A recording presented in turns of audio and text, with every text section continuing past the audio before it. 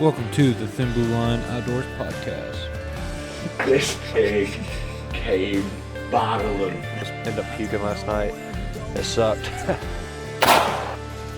Whoa! Ah! We gut it, we wrap it in tinfoil, throw it over the fire. We're at 7 right now. Yep. 7? I didn't even think about it, dude. Me either. I'm not gonna lie, when you send me that text, I kind of like, it's not 8 o'clock yet, and then I'm like, oh crap, he's He's in Philadelphia. Time zone. Yeah, I didn't even think about that. I'm like, oh shit, but it worked out well. So, all right, well, good. I'm glad we could finally link up. Yep. All right, everyone. It's Cody Johnson here with the Thin Blue Line Outdoors. This is going to be podcast 86. We took a little bit of break after our bear hunt. Just been busy. It's kind of the off season in the summertime. But, as we record this, it's July 18th. Deer season's fastly approaching. I know we are very excited about it. I'm super excited about this podcast because if you guys know me, I love hunting, obviously. But, the second love of mine is coffee. I absolutely love coffee. So I'm super excited to have Ed from Our Grounds Coffee. We partnered up with him last year doing the hunting grind segment is when Ed and I started talking. We love his coffee, all the blends of roast we've tried, and I'm not the only one. The rest of the team liked it as well. And super happy to have Ed on the podcast, and we can talk some hunting and coffee. Yeah, for sure. Thanks for having me on, man. Yep, nope, always a pleasure. So, number one, I got to ask, what you got there? Oh, this is right now. This is actually a little Tanzanian coffee that I'm just sampling out. Yeah, I had I guess a private label company, kind of similar like what we're gonna do with you guys. Yep. Just wants to try some stuff, so we're trying this out. We'll see. We'll see. I think it's pretty good so far. If you don't want it, I'll probably use it. So yeah, I will say I'm jealous. Like, I know watching you on your Instagram and stuff, you're always trying new roasts and stuff, and I just love trying new coffee. So I'm jealous of you on that. Dude, honestly, it's the best part of of owning a coffee business is. I mean, there's definitely downsides to it, but this is definitely an upside. I just get new coffee, different samples from all over the world, different farms, kind of whenever I want. So. And it's all taxed right off, so it's great. Yeah, that is awesome. That's awesome. Well, we'll dive right in there. Can you tell us about Our Grounds, how you got started, your history, and so forth? Yeah, man. So we, I guess technically we've been open for 2 years, but we've been roasting ourselves for a year. We did like the private label thing in the beginning, and then just kind of escalated to buying roasters and grinders and everything else, and kind of going all in on it. So really, I say we've been in business really for a year before, because we weren't really making any money before, weren't really losing money before, but now we're not riding high on a horse. I'm still driving Toyotas, but it's growing, man, every day. And really, we just started it out of our house and still are at our house, obviously, but hopefully soon we'll have a facility and really go all in. Hopefully, be able to go full time, so I don't have to be a machinist during the day and a coffee roaster at night. Yep. No, I know, again, following you on Instagram and stuff, I know you put in some long hours. Yeah, we hustle a little bit. I try to.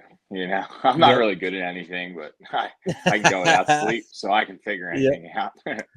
There you go. I will say I love when watching you on social media. I love the kind of the vibe you got in your house and stuff, with obviously the buck in the background, the roaster. It's like heaven for me. Yeah, I mean, it's pretty cool. I have my friends come over, they're just like, dude, you're like building a man cave that makes you money. I'm like, yeah, I mean, easy on the makes me a bunch of money thing. It's definitely a space where I hang out a lot at. So what got you in the coffee game? What started that? Dude, I was just kind of like you. I love deer hunting. I love nothing more than a hot cup of coffee on a cold morning, made on the tailgate of your truck. Dude, and I wanted to bring that. Nothing. There's nothing in the world better.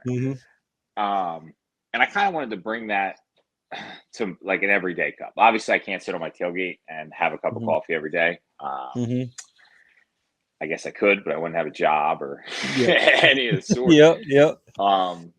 So I kind of wanted to bring that feel of the cup of coffee on your tailgate to your office desk at work, or just a Sunday morning at the house before church or whatever you got going on that weekend. Mm-hmm.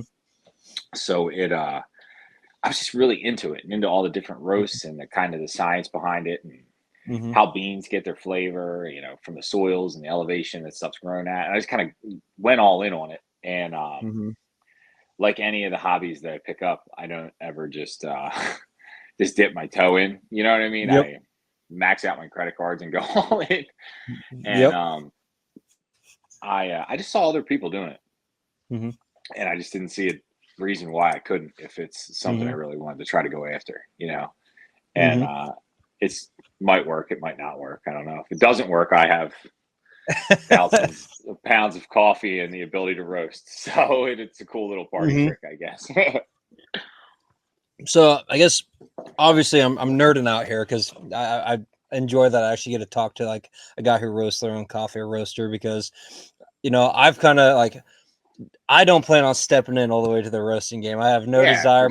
I think my wife would divorce me if I got in another hobby or something like that. I was to say you got a lot going on. I don't know if you need that. Yeah. But like I have went down the deep dive of YouTube and watched roasters and stuff. Like, yeah. Are you like, I guess, how'd you learn? Like just trial and error? I learned on YouTube. YouTube. Ain't nothing wrong with that, man. Yep. And you know what's kind of cool about the coffee roasting game is like there's like no trade secrets. Mm-hmm. We're all just like burning beans essentially. So yep. And now there's people that are certainly better at it than I am, people that have been doing it for a super long time and they have crazy amounts of equipment and money behind them and training behind them. And eventually once we get to a position, I'll take some courses if I feel like I need to, but I really honestly I just kind of bootstrapped it and figured it out. I just bought a machine, threw beans in it and started watching YouTube videos and really talking to other roasters because they're not really, it's not like hiding your favorite hunt spot. You know what I mean? You can tie me up in my basement and waterboard me. I'm not going to tell you where I deer hunt. Like, I'm not going to tell you where I shot that hammer at last year. Like, I'm not going to tell you. But people are pretty open to it. I'm also not. I think in the beginning I wasn't really seen as like I don't know how serious people were taking me. They were just kind of like, you bought a roaster, it's at your house, like you're doing it, and then 365 days later, here we are, looking for spaces and busier than ever, which is the whole goal of the whole thing. And it's just a lot of repetitions, man. Just tons of reps, like anything else. It's like shooting your bow. You just got to learn it and kind of, you never really perfect it. Kind of like archery. You can get really good at it and get really consistent, but you're still going to have times where you're like, this one's not what I wanted, throw it away and start over again. Or different coffee beans roast in different ways. They roast faster or slower, depending on, how old they are even, or, where they were grown at and the soil conditions when they were grown. So it's always kind of a learning game. And then I kind of know a roast profile, or I'll build a roast profile on a software on my laptop. And then I can plug that into the computer so I can replicate it all the time. Yep.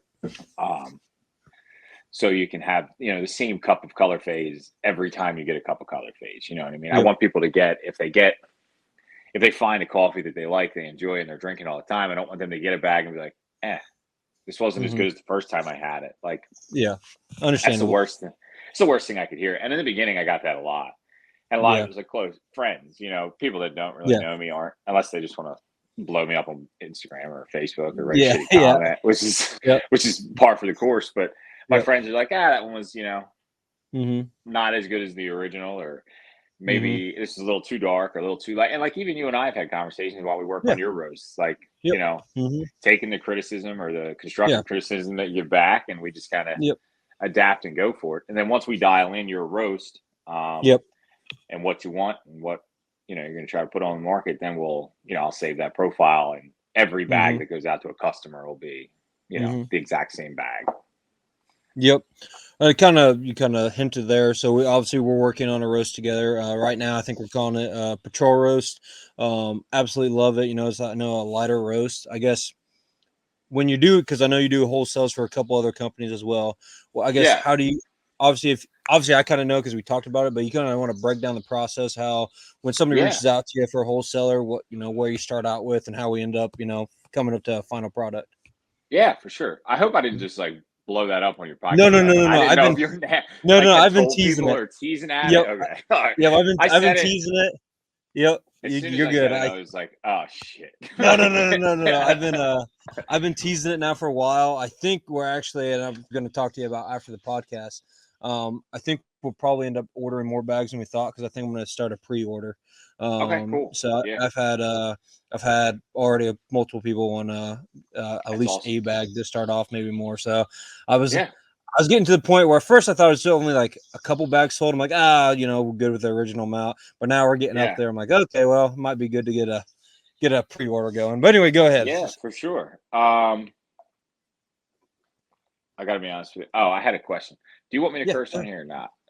Oh no, we are explicit. We can cuss all you want. Okay, so this is a bunch of obviously hunters, cops, first responders. We cuss all the time. We hear way worse at work. So yeah, you can cuss all you want. I just want to see if I had to check out of the machine shop and clock into the podcast or not. Nope, you're good. Yeah, dude. So the process is fun. Because a lot of times people aren't like coffee snobs or like connoisseurs, I guess is kind of a way to say it. You probably know a lot more about coffee than a lot of the other people that have done private label stuff with, which is cool. Because we can have a little bit more of an in-depth conversation on, tasting profile and, roast profile and all that. But typically somebody will reach out and it really is anybody. It's kind of crazy. I get wholesale customers that I never in a million years, like I never thought I would do a roast for a construction company. Like, oh yeah, we did one for a construction company, and he gives it just to to clients as gifts. He's kind of like, how many of these stainless steel tumblers do you need with our grounds written on it? Like, you don't need one every year or a pocket knife or something stupid. So he thought, it was a good idea to just give somebody something that's kind of got that like a homemade feel almost, and we try to keep it that way. I like the brown craft bags with the label. Like I think it shows like a authenticity behind it, like a very crafty kind of way. I would agree with you actually. I won't mention them here, but there's another company I was working with for a little bit, and they had upgraded at the end. They had upgraded their bags to almost color and whatever. They've got rid of just the brown bags. I like the brown bags. I like to see them in my drawer. I like to get them out. I don't know what it is about it. I like it. Yeah, like, and don't get me wrong, like custom printed bags I think are awesome, and eventually we will have them. Yeah, it's just it's easier. There's one less step for me to do, but they're just expensive, and you have to buy them in huge lots. I bet. So we're kind of getting to that point. But anyway, wholesale partners like you guys or some of the other people we work with, it usually starts with like a friendship. Most of the time it starts with a friendship. Like you and I, we were talking before the coffee thing even came up. You guys just I don't remember. You guys bought coffee or I think we bought coffee because to do the hunting grind segments. Hunting grinds thing. Yeah. And you sent us a whole bunch, and I think we tried all your roasts that you had, and like it was like a consensus throughout the team, like, oh, this is good coffee, guys. And I had my favorite. Some of the guys had they like the darker roast, I like the lighter roast, but we all liked it, so it was good. So and then we would I would just roast a bunch of samples and send them out to people, and then kind of the same process we did with you. I'll get some feedback from them. Hey, this is a little too dark, it's a little too light. I'd rather it taste like a little bit chocolate, or I'd rather a plum taste. So there's different things we can do, and different varieties of beans that we can use. And it's just kind of a trial and error. And then we do a little design for the bags. A lot of times it's similar to how yours was. You send us our logo, we put something together for you. I have other clients that they hire an artist like we do for all of our stuff, because I'm not artistic. My wife is way more artistic than I am. So then we kind of go through hey, do you like this bag? You like this? No, you don't like that. Just kind of a whole process, and then send samples out to them. And then they can kind of test it, kind of like you guys did. You bought a small run of coffee in the beginning, and then, kind of pushed it and kind of went from there. Yeah. No, 100%. Yeah, like I said, when it comes to the coffee I've tried from you guys, I've loved it. And no, it's good to see too. I started paying attention too of some of the other guys kind of in the industry a little bit, and we're a very small fish in the industry. But I know I've seen some more people out there that have roasted you guys and stuff, and it's good to see. But now I guess we'll kind of get off the coffee just for a little bit and kind of talk about hunting. We are a hunting podcast. For so sure. Number one, I guess, how'd you season last year? How'd it go? Oh, dude, it barely went. Yeah. It was probably the first year in dude, I can't even tell you. It's been 10 years since I got out as little as I did. Between, all of us, we all have our, excuses, if you will, for why we can't get out in the woods and nobody wants to be that guy. But between the kids and sports and full-time jobs and bird dogs, and obviously this takes a bit of time. Yeah, 100%. I really didn't do much. And I think it was a mistake, to be honest with you, on my end, because I made excuses not to go. Probably thought I was a little bigger than I was coffee-wise. Like, hey, I need to be down here for 8 hours every day after work. And I don't have to be. I was trying to. I think I was just trying to grind. You know what I mean? If that makes sense. I was grinding at a point where I didn't need to grind, and I felt like I needed to make sacrifices that I probably could have made less of sacrifices. And I think this year I'll do better with that. Taking my time off of the coffee, because I burnt myself out, and really I didn't really recoup until we went on vacation earlier this month, and it was like I didn't think about coffee one time. I think the only time I thought about coffee was I texted you and told you that I didn't send your coffee out before we left. I think that was the only little bit of coffee that I had, and it was, I don't want to say it was a beautiful thing, but it was kind of a beautiful thing. I get it. You know what I get mean? it. And really, dude, it's the social media part of it that I feel like just it takes a bigger toll on me than sitting at this roaster and roasting.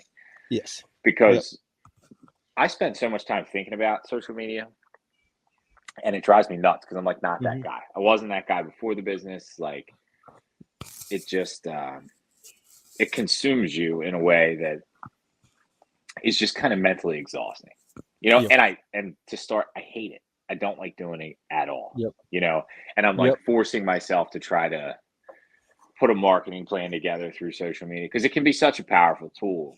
And I mean, there's a lot of really good stuff that comes out of it. Like, I met you. I would have never met you if it wasn't for social media. I would have never heard of you guys or been involved with you guys. So there is obviously tons of benefits to it. Man, it is just so hard. And I feel like I've just been met with a ton of failure with it, because I can't get the page numbers to grow. Dude, I am with you. And there's been times I'll put a video together. It might just be a 30-second clip. It's short. I'm like, dude, this is going to be great. Like, I might spend a couple hours on 30 seconds. I'm like, this is awesome. And if I'm lucky, I might get 100 views. And then there would be another post where, like, I just videotaped on my phone, post it, and it goes for thousands and thousands of views. I'm like, I spent no time with that. I know. I can't figure it out, man. I'm like half tempted to even like hire somebody to help me. Because I mean, it's not just like a social page for me. It's it's how I'm going to grow my business. Companies figure social media out, and then they scale their businesses to wild numbers that you can't even like wrap your head around. Correct. And I've been spending a lot of time. I'm shifting my focus, I guess. I really focused wholesale heavy for a few months, or for probably most of last year, because honestly, that's where most of my money comes from, is from my wholesale partners.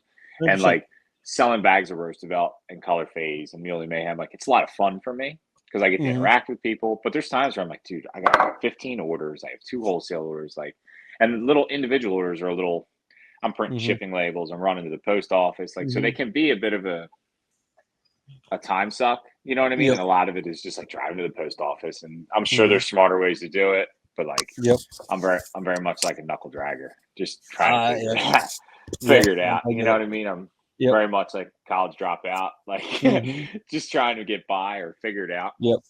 But the social media part of it is it's a big struggle that I have. And it's just a lot of like putting in what I feel like is like an excessive amount of time doing something that I don't like doing at all, and not yielding a result. And I shouldn't say not yielding a result, because I'm just not doing it as fast as I guess I want to. I agree with you 100%. When I woke up today, so I worked third shift, woke up today at like 2:30. I got on the computer and I was working on social media posts, scheduling out for a whole month, and then hung out with the kids for a while. And then when you text me, I was doing it again. So like it's a constant grind. And, I know it is. And I took a break after the bear hunt. I took a month or two break, and where I wasn't like, instead of doing everyday posts, I was doing a post, 4 to 5 days a week instead. And luckily I got some team members to help me with that. And I saw our numbers definitely go down if I'm like, well, if I grind and put at least one post a day, they go up. So I'm like, I just got to put the effort in. Yeah, but it's definitely a grind, and I'm sure you experience this too. If you're doing something and then you start throwing the filming aspect and changing the angles on your phone or your camera, it just takes whatever you're doing twice as long. Yep, 100%. It's like filming a hunt. There was a little stretch where I was like filming hunts all the time. Yep. Trying to be,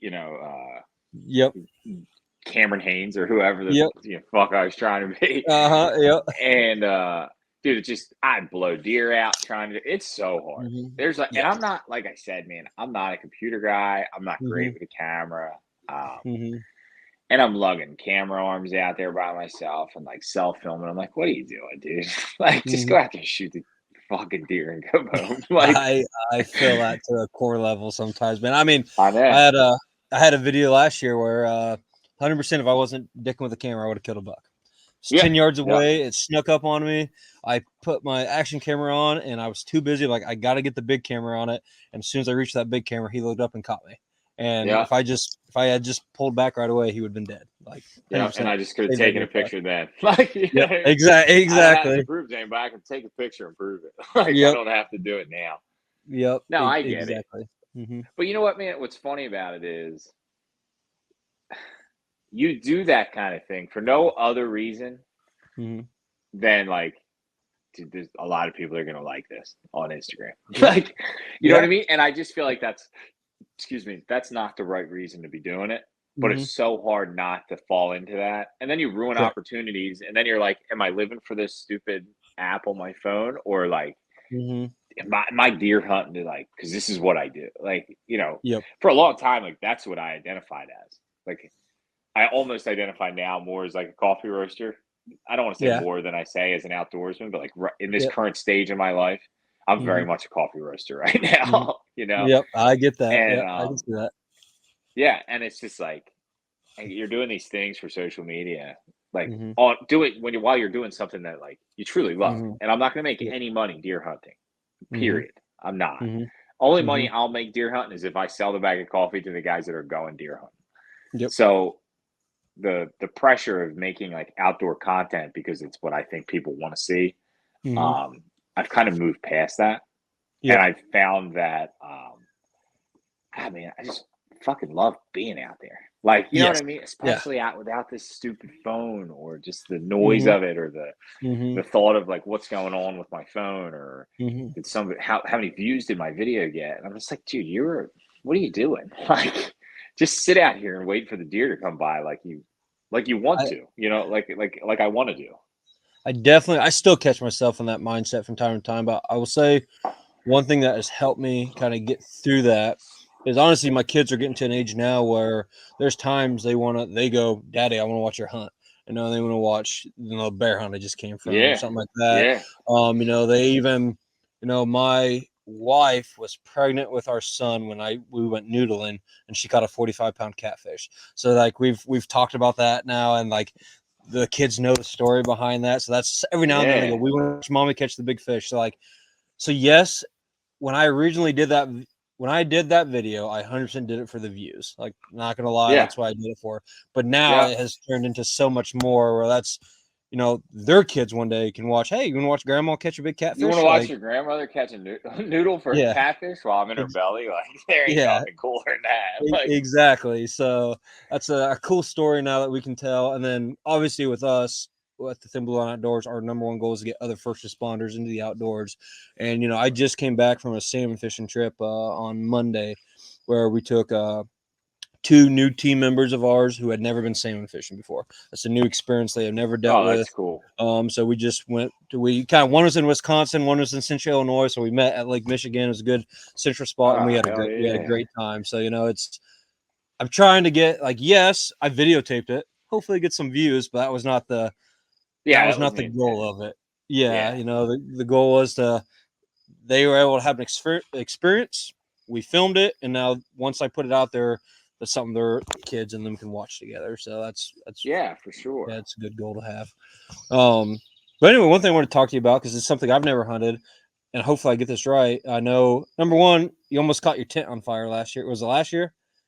Yeah. Yeah. And just to be clear, that wasn't my ground blind or my box blind that I almost caught on fire. That was a friend of mine's box blind that I almost caught on fire. I definitely want to hear that story. And then you're hunting Sika deer, right? Yeah, I think it's pronounced Sika, but yeah. Sika, yeah. okay. Yeah. Yep. So I definitely I want to hear about hunting those deer, and then also just what happened that day. Dude, so this is like a newfound. I skipped this whole thing when you asked me how my season went.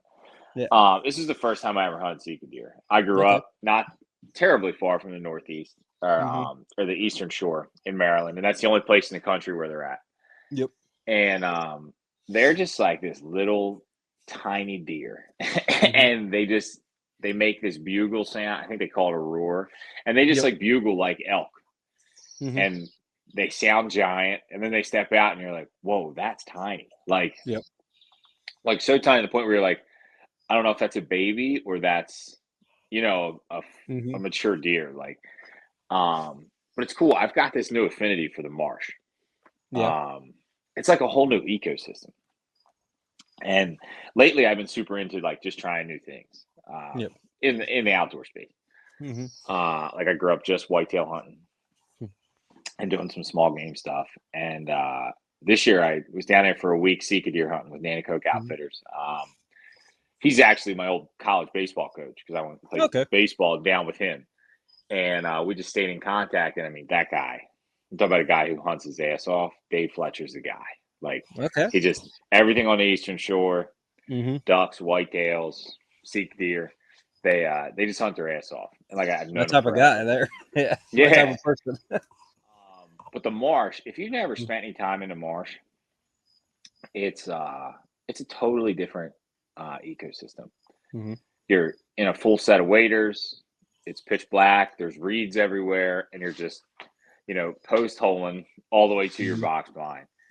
And it's just a really cool thing to do. If you just whitetail hunt all the time in like big woods, it's just a different experience. And I think that's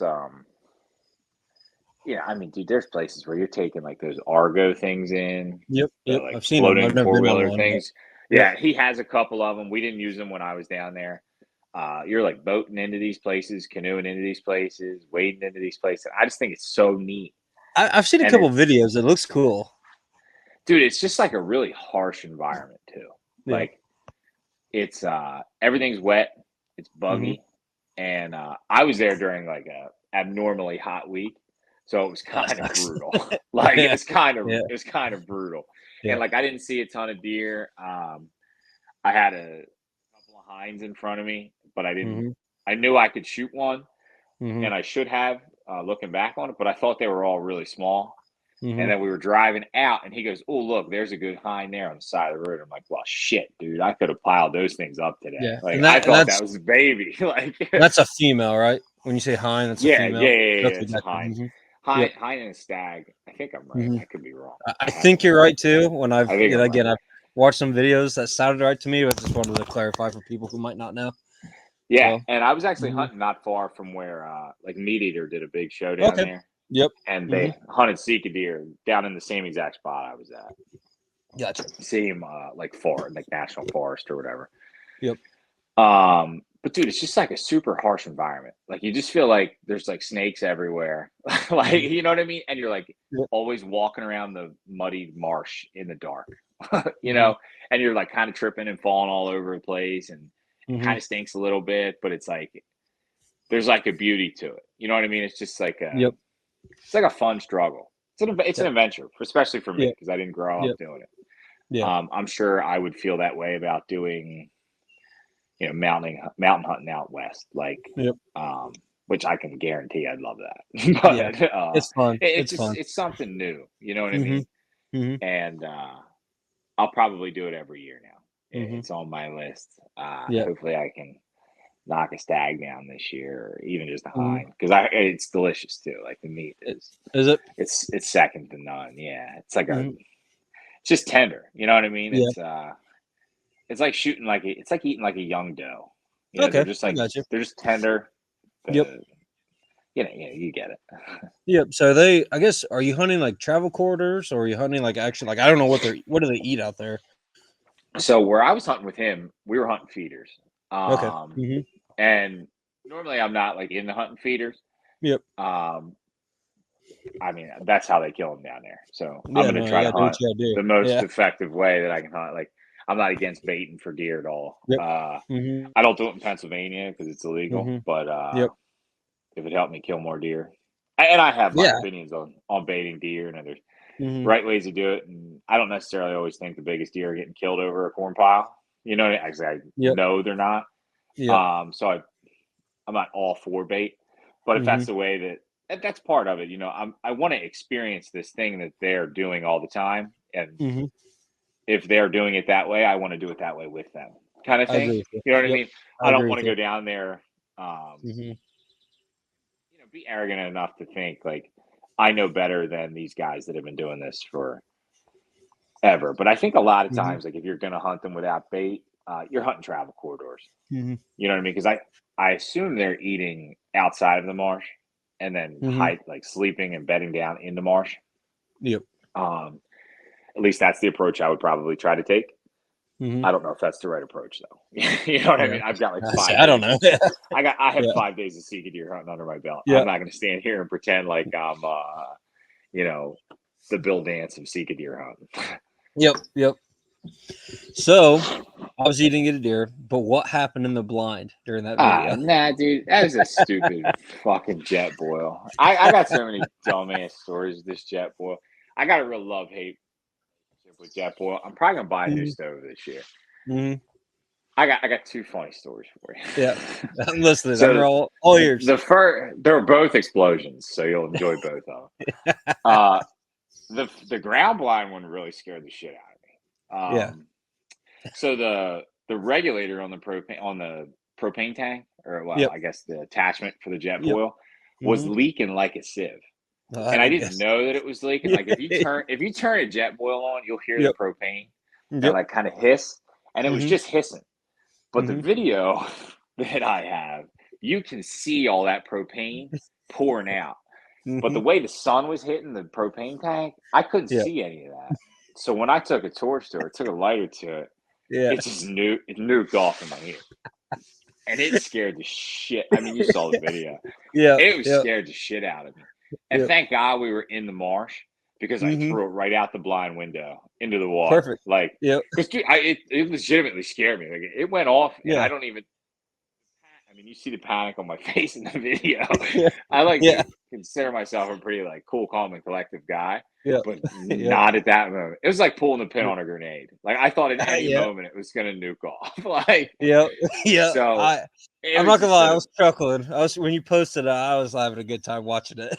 Well, as soon as it happened, my first thought, as stupid as this was, I was like, "Oh, I'm gonna go viral." like nobody else tried to blow themselves up with a jet boil.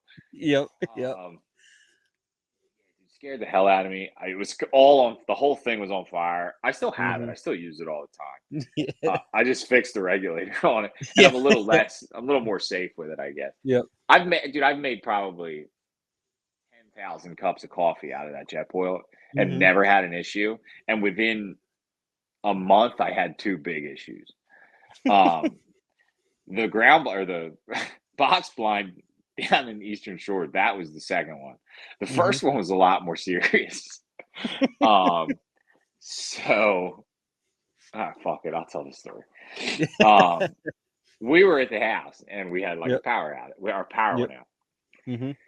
And I was like, I'm going to be the cool dad. You know, I'm like the prepared guy in my group. Like I always got Band-Aids. I always have like a way to start a fire. I usually always have a firearm on me. Like I'm Mr. Prepared. You know what I mean? I try not to come off like a prepper, but like down low, I'm kind of a prepper.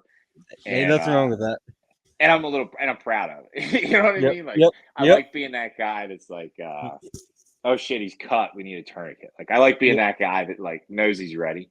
Yep. So me being that guy, I'm like, well, we're gonna make fun of this, and we're gonna, we're gonna have a good night. We're gonna roast marshmallows with the kids. Like everybody's got headlamps on. Like we're doing the power outage thing. Yep. And I have the jet boil. I make some ramen noodle for everybody. Like, and this is in my kitchen. I'm not outside because it's thunderstorm. I'm using the propane stove in the house. Yep. And so the power went out, and when the power went out, I was cooking dinner. And I had salmon in the oven, and power went out, so it obviously screwed dinner up. So we audible, we do this plan. End of the night, I clean everything up. The wife goes up to bed, the power's still out, the kids are down, and I'm getting ready for the morning because I go to work early. So I'm like, I'll get this set up so I can make a cup of coffee first thing in the morning. And so I got my jet boil, I got my cup, and I got everything set up. I set everything down, and I go up to bed. And it's hotter than shit in the house, so the windows are open, the air conditioner's turned off, and the power kicks on around 11 o'clock. And we're kind of like, oh my God, thank God. Like, so we run around, we shut all the lights off. And we go back to bed. And then like 20 minutes later, it sounds like somebody threw a flashbang grenade downstairs. And so everybody jumps up in a panic. I don't. Apparently, my wife wakes me up and she's like, I think somebody's in the house. I'm like, oh, fuck. Like, I've thought about this moment my entire life. Like, you know? So I downstairs, and my mom is actually downstairs in the kitchen. The whole fucking kitchen is filled with smoke.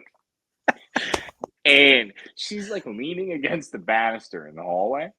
And she looks like she just climbed out of the Twin Towers. Like there's fucking smoke. There's smoke everywhere. And there's glass all over the floor. Shrapnel. I'm like, holy fuck, my jet boil blew up. So I guess when the power turned on, the stove turned on. Dinner. And I had set the propane tank and the jet boil on the glass top stove. Oh, wow. I didn't even think about that. Dude, me neither. So I detonated a little propane tank in my kitchen and trashed my kitchen pretty good. Oh, man. And insurance doesn't cover things like that. So we're slowly putting a new kitchen in the house too. I'm sure you weren't in the doghouse or anything for that one, were you? Dude, it was crazy. Like I have a whole newfound respect for propane. Like dude, this was a small canister, like a jet boil canister, and it was almost empty. Like to the point where I was worried I wasn't going to have enough propane to make like ramen noodles the night before. And the carnage in the kitchen after this happened. Like when I tell you everything got ruined, I mean like even the drywall on the ceiling was like mauled up from like shrapnel. Wow. That's nuts. I mean, we got ridiculously lucky. Like if somebody was downstairs in the kitchen, it would have killed somebody. Because like the propane tank was shredded, like just metal, looked like a car accident, and it was thrown under the kitchen table. Air fryer got blown off the counter, and it was pretty fucking crazy.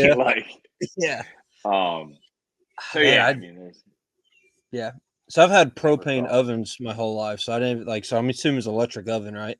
It was electric oven. Yeah, if it was a propane oven, we probably wouldn't be having this. Exactly. So that's what I guess I didn't realize. If power goes off, I didn't realize your oven then turns right back on where you had it. Like I guess I didn't realize that. I just feel like that's bullshit, and it shouldn't have done that. I kind of agree with you. Yeah, I feel like there should have been some kind of safety mechanism built into the oven itself. I kind of feel the same way on that. Right, like it's the last thing I would have expected. Was it in hindsight? Is it dumb to set a propane tank on a kitchen stove? Extremely terrible idea. Yeah. But that's just kind of where I stage my stuff, or I used to like stage my stuff in the morning because I come down at like 3 in the morning. I'll get up, so I'm a little dazed and confused. So I like have my wallet, I have everything laid out, my EDC, if you will. Yep. And I packed a propane tank on that day, I guess. Yeah. So that's nuts. That's my jet boil story. Yeah, that's can't say I've ever heard that one before. No, I don't think anybody has. Well, I guess what's the future plans look like for outgrounds and hunting this year? I mean, so like I said, I'm gonna try to like put a big emphasis on getting out and hunting again because like my kids are really getting into it too. My oldest son, he'll be 6 this year, and he's just really into it. I've taken him out a couple times. He really enjoys it. So I'm going to try to get him out. And man, I got that bird dog. I got to use that bird dog. Yep. We got a lot of training hours and money and time and invested into it. And last year I only hunted her like twice or 3 times. And it like all that girl wants to do is hunt. Yep. She drives me crazy. Like she doesn't sit down. She just roots around and hunts around the house, around the yard, everywhere. So we're going to definitely do some bird hunting. I'll probably hold that at like the highest. Yep. What you guys hunting pheasants up there, quail, or what? What do you? Yeah, we'll hunt pheasants and small game with her. Yeah, she mostly pheasants though, and they're all stockers. We don't have like native. Unfortunately, we don't have native pheasants anymore. Yeah, we're the same way here. We got some quail. We have some native quail. Not a lot. Up north of me, you can find some native pheasants, but not a lot. And then we actually have every now and then. I've never shot one before. We actually have a little bit of woodcocks around here. Oh yeah, I was going to say that too. We have woodcocks too. Yeah, I want to shoot one just to eat it. I heard they taste good, but I've never had one. I heard they're really good. I've never killed one. I'm pretty much pheasants though. I really like pheasant. I like eating pheasant. I like hunting them. I think they're the coolest looking bird on the planet. They're cool. Yep. And they're fun. When a big rooster blows up on you like that, it's a big bird to come out of nowhere. You know what I mean? Yeah. And so I would really like to dive into that because I feel like I owe it to her too. Or to the dog. So really focus on that. And my kids are finally getting to the point where I don't have to carry them everywhere. You know what I mean? Which is kind of like, as a dad, it makes me sad. You know what I mean? But like, as a two-way street. Like a hunter, I'm like, dude, this is gonna be awesome. We're gonna go on adventures. We're gonna, hunt our butts off. We're gonna walk everywhere. So I'll make sure I get the kids out with the dog. I don't have a ton of places to bow hunt anymore. Family property got sold. Had a friend pass away where I hunted at his place, so I kind of lost properties in the last couple of years. Oh, did I lose you? You there? Yep. Can you hear me? Okay, lost you for a second. So the last thing I heard was you don't have a lot of places to bow hunt. Yep. Oh yeah, so and that's mainly just like lack of getting out myself and like actively looking for a place. I don't want to sound like I'm like complaining that I have nowhere to bow hunt. I could go hunt public if I really wanted to. But I just didn't put the time in during the off season like I used to finding places. And it's only strictly because of this. We're just busy with this. And I want to put a big emphasis on bird hunting this year with the dog. And I'd like to get into duck hunting. I got a duck hunting trip that I'm hopefully going to do. And then I'll seek a deer hunt. I'll whitetail hunt. I usually kill a deer every year anyway. Last year, like I said, was the first time I didn't actually kill a deer in a lot of years. So I won't let that happen again for sure. Yeah. When you don't have that deer meat, and I know we go. Sucks. Yeah, we go through at least 3 deer a year with my family. Yeah, we just eat the crap ton of it, man. Yeah, it's the only way I can get my kids to eat like steak and chicken and stuff. I just lie to them and tell them it's deer meat. They're all about it. At that point, they're like, "This is cool. We're eating it. Like we're good." So yeah, and I have all these hunts in my head that I'm like, oh, if I get the opportunity to do that, I'll jump on that. I really want to. I want to go out west so bad. But just a big money and time. Yeah, especially for you. More so the money commit, and then I gotta figure out how to fill orders while I'm at. It's just a little complicated right now. That's all. Yeah, I get that too. We like I said, I've been to Colorado twice. and Wyoming too. Like Colorado, I met a couple guys from Pennsylvania that drove all the way to Colorado, and I thought I had a far drive from Illinois. Like they were dedicated. Which so like if you fly, okay, well you got to pay for everything to get there. Then you got to get a rental truck or car. Then okay, you shoot an elk. How you getting that back? So, there's like some logistics, and like I think once I get a little bit of the stress figured out of the business, I'll have a little more like bandwidth to just think on that. You know what I mean? Yep. And I also have like this little bit of guilt. Like I spend a lot of time down here by myself in the basement, away from my family, because I'm roasting coffee. So I don't really want to leave my family for a week. I know that I don't want to sound like that's lame, but like I don't want to leave my kids for a week to do that. Yeah. Understand. As much as I really honestly want to, like, because I mean, I love hunting and fishing, like more than anything, even more than hunting or roasting coffee. Like I'm very much so an outdoorsman first.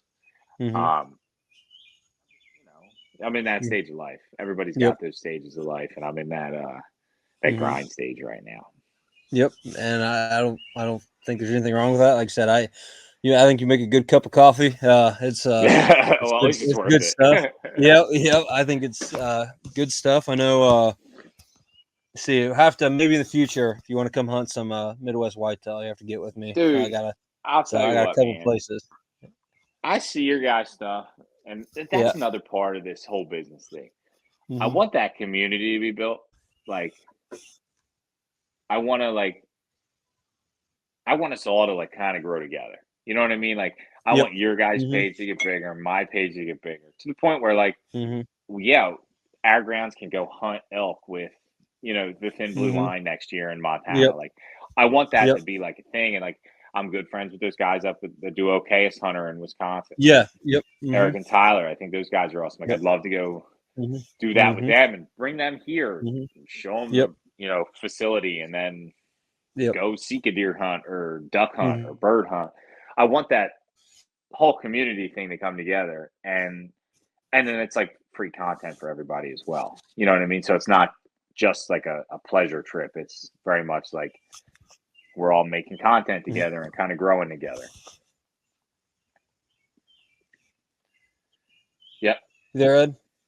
Cutting out again. Are you there? There we go. Yeah. You hear me? Yep.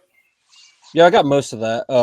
So no, I agree. I know, like, so right now, we have a few partners that we're working with, and everybody is relatively, I would say on the smaller side. They're all trying to grow together, but it's like it's stuff I use or enjoy. Like, and that's like the plan. I don't ever want to be, one of those places that just, jump partnerships. I want to grow with everybody, and be friends with everybody. That's the plan, and it worked out obviously well getting to know you, trying out your coffee last year during the hunting grind. Like I said before, it was good stuff. But yeah, I've thought the same thing. I'd like to get to a point where, like, hey, I'm going out west. Who's coming with? Like this year it didn't work out with you. I know it was last minute, but like, the bear hunt. Hey, I'm going north. Sure. Who wants to come with? Yep. Yeah. So.